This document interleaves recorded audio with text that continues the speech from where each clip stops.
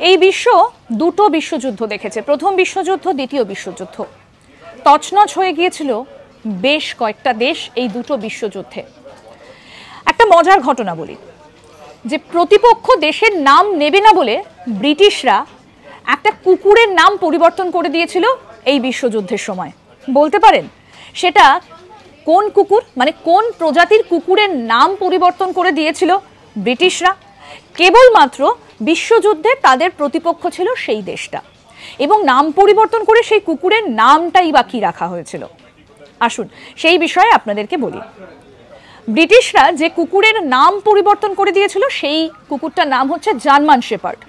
German শেপার্ডের নাম পরিবর্তন করে দিয়েছিল। কি নাম রাখা হয়েছিল? সেই কুকুরটার নাম রাখা হয়েছিল আলসাস লরেন।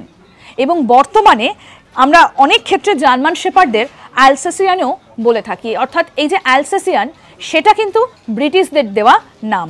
জার্মান শেপার্ডের নাম সেই বিশ্বযুদ্ধ চলাকালীনই পরিবর্তন করে দেওয়া হয়েছিল। এরকম আরও অনেক অজানা আপডেট পেতে দেখতে থাকুন আজ তাক বাংলার ইউটিউব চ্যানেল, সাবস্ক্রাইব করে নিন।